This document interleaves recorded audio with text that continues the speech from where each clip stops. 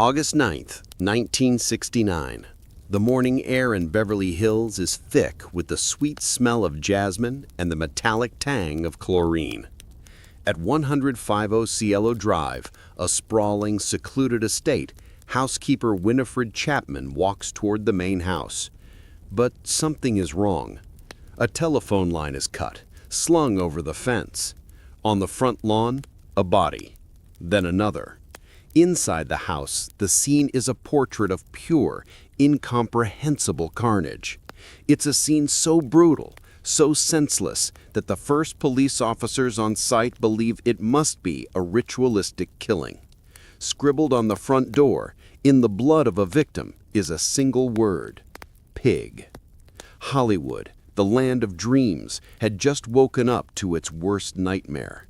The illusion of safety, the carefree spirit of the 1960s, was about to be shattered by a name that would become synonymous with evil.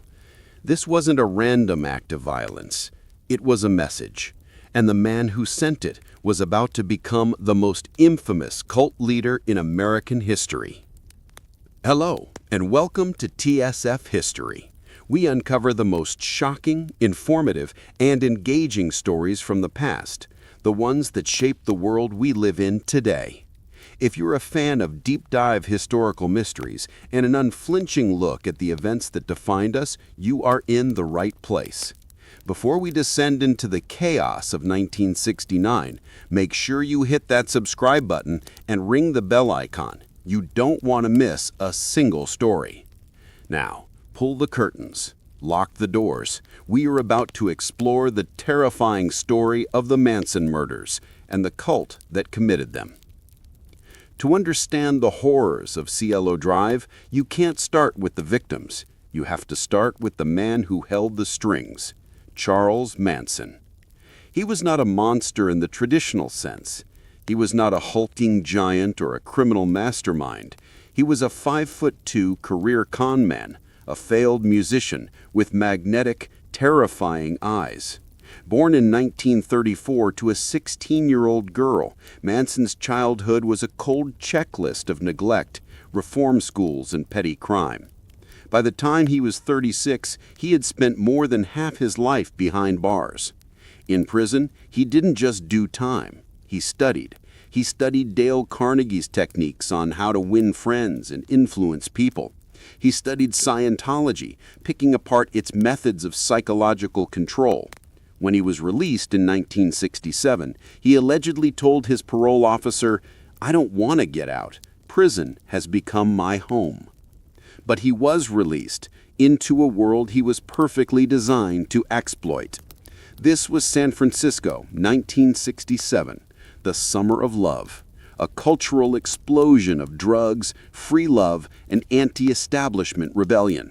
Thousands of young, disillusioned runaways were flocking to the city, looking for answers, looking for a leader, looking for a family.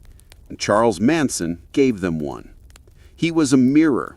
To the lost girls, he was the father they never had. To the rebellious boys, he was the outlaw philosopher they wanted to be. He found broken people, and with a cocktail of LSD, hypnotic charm, and a twisted reading of the Bible, he shattered them completely and rebuilt them in his own image. They became the family.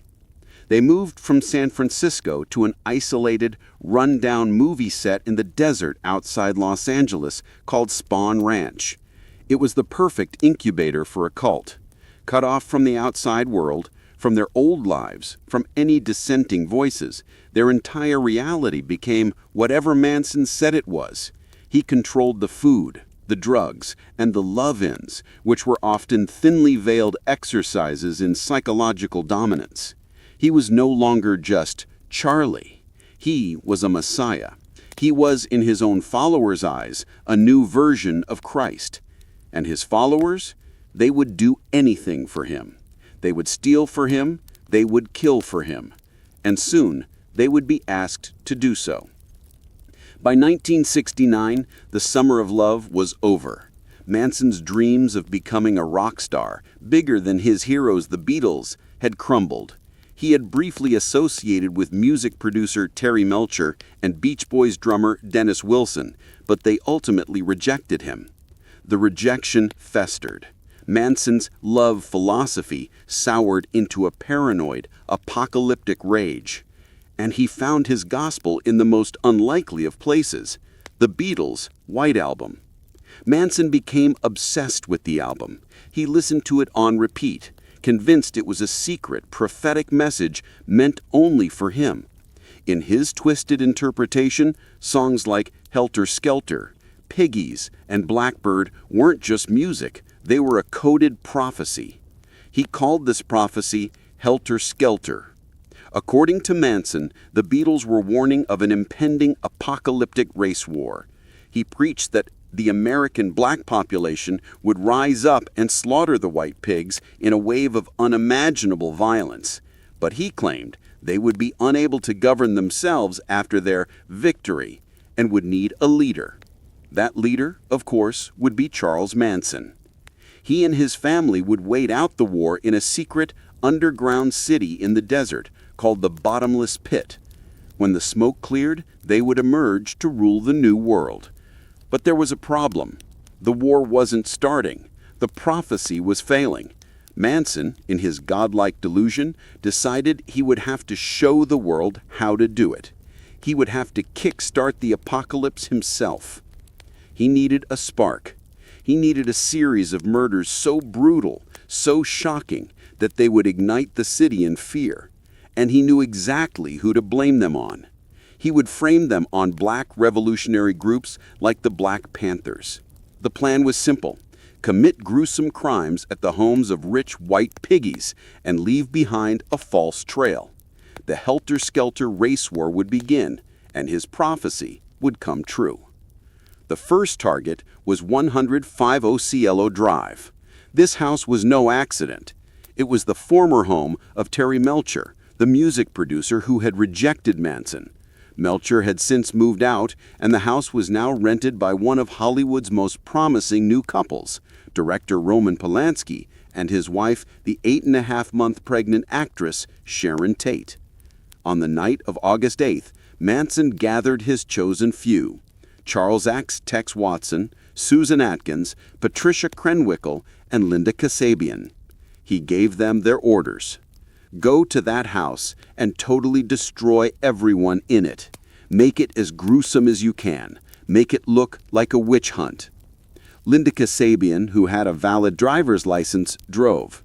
She would later become the prosecution's star witness, but on this night, she was the getaway driver.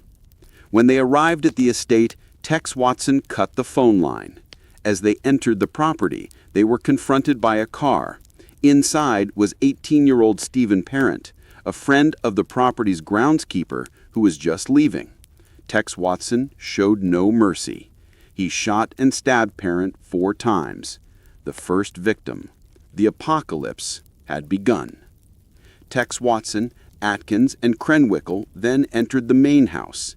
Inside, Sharon Tate was entertaining friends while her husband, Roman Polanski, was away filming in Europe. Her guests were Jay Sabring, a renowned celebrity hairstylist, Abigail Folger, heiress to the Folger coffee fortune, and Folger's boyfriend, writer Wojtek Frykowski. The next 30 minutes were a blur of unimaginable terror. Frykowski was stabbed 51 times. Folger was stabbed 28 times as she tried to flee across the lawn. Jay Sebring, who had pleaded with the killers to spare the pregnant Sharon Tate, was shot and stabbed 7 times. And then there was Sharon. She was the last to die. She begged for the life of her unborn child, offering herself as a hostage. Susan Atkins, who would later brag about the killing in prison, reportedly told her, "Look, bitch, I have no mercy for you. You're going to die, and you'd better get used to it." She was stabbed 16 times. Before they left, Susan Atkins took a towel soaked in Tate's blood and wrote that one chilling word on the front door: pig. The city went into immediate panic. Los Angeles, the city of sunshine, was suddenly paralyzed by fear. Gun sales skyrocketed. Hollywood stars and executives hired bodyguards. Rumors flew. Was it a drug deal gone wrong? A satanic ritual? No one knew. The LAPD was baffled. They had no leads, no motive, no suspects. And as the city reeled in terror, Charles Manson watched the news, and he was angry. He felt the job had been too messy, too chaotic. The panic was there, but the message wasn't clear enough. He decided he would have to go out with them the next night to show them how it was done.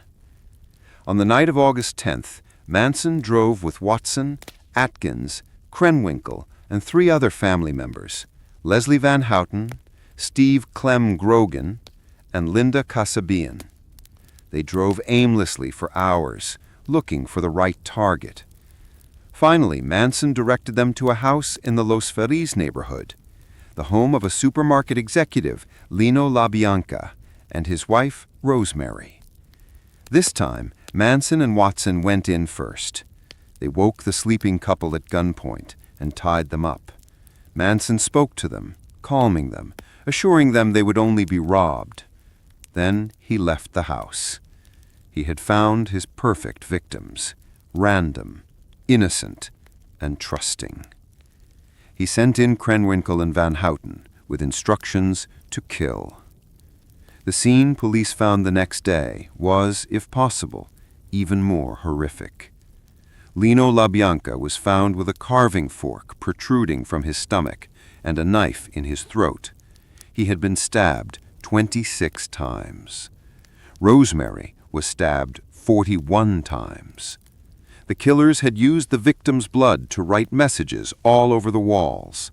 Death to Pegs, Rise, and on the refrigerator door, the misspelled, terrifying motive, Helter Skelter.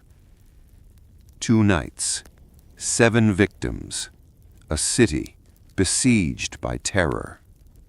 And the LAPD had no idea the 2 crime scenes were connected. They treated the Tate murders as a possible drug-related crime, and the LaBianca murders as a copycat. The investigations were separate, and both were going nowhere.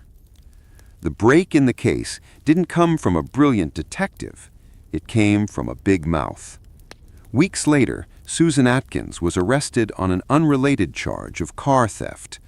While in jail, she began bragging to her cellmate about the murders. She talked about the fame, the blood, the terror. She confessed in detail, telling her cellmate, "We did it. We're an arm of the soul, the black man. We're going to start the revolution." Her cellmate, horrified, reported everything to the police. Suddenly, all the pieces clicked. The hippies at Spahn Ranch, the car thefts, the bizarre ramblings. The police raided the ranch and the family's web began to unravel. The key to the entire case was Linda Kasabian, the getaway driver, the one member of the group who, by all accounts, had not killed anyone. She had watched in horror, and now she was terrified. She fled the family shortly after the murders, and in exchange for full immunity, she agreed to testify against Charles Manson and the others. The trial, which began in 1970, was a media circus unlike anything America had ever seen. It was pure, televised chaos. Manson, now the defiant demonic guru, turned the courtroom into his stage. He and his followers, Atkins, Krenwinkel, and Van Houten, sang, giggled, and shouted disruptions. They carved X's into their foreheads in solidarity. When Manson was removed from the court for his outbursts, his female followers shaved their heads. In one of the most dramatic moments, Manson, despite being a small man, suddenly leapt over the defense table and lunged at the judge with a pencil. But through it all, the prosecutor, Vincent Bugliosi, painstakingly laid out the case. He had to prove a man who wasn't physically present at the Tate murders and who left before the LaBianca murders was guilty of ordering them. His motive was key. He had to explain Helter Skelter to a jury to make them understand the absolute insane level of control Manson had over his followers. Linda Kasabine's testimony was devastating. She retold the entire horrific story, withstanding days of brutal cross-examination. On January 25, 1971, the jury found them all guilty. Charles Manson, Tex Watson, Susan Atkins, Patricia Krenwinkel, and Leslie Van Houten were all sentenced to death. However, none of them would ever be executed. In 1972, the California Supreme Court temporarily abolished the death penalty, and all their sentences were commuted to life in prison. The Manson murders did more than just take 7 lives. They took an entire generation's innocence. The trial was a tombstone for the 1960s. The dream of peace and love was exposed as a naive fantasy, and its dark, violent underbelly was laid bare for the world to see. The word hippie, once associated with flower children, was now tied to images of bloody knives and vacant, staring eyes. Manson became a new kind of bogeyman, not a creature from a movie, but a real-world Svengali who could turn ordinary kids into unremorseful killers. His face, the swastika he later carved into his forehead, became an icon of evil, a symbol of chaos that still haunts the American psyche. Charles Manson died in prison in 2017, still a subject of morbid fascination, still a prisoner of his own dark legend. The family members remain incarcerated, their decades-old parole hearings still making headlines, still forcing us to ask, how could this have happened? The story of the Manson family is a terrifying reminder that the most dangerous monsters aren't the ones that hide in the shadows.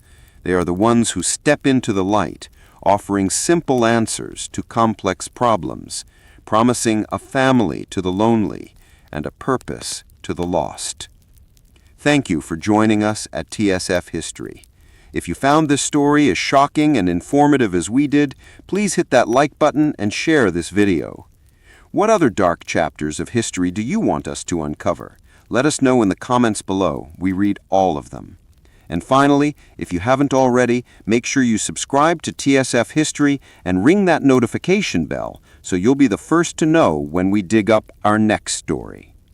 Until next time, stay curious and question everything.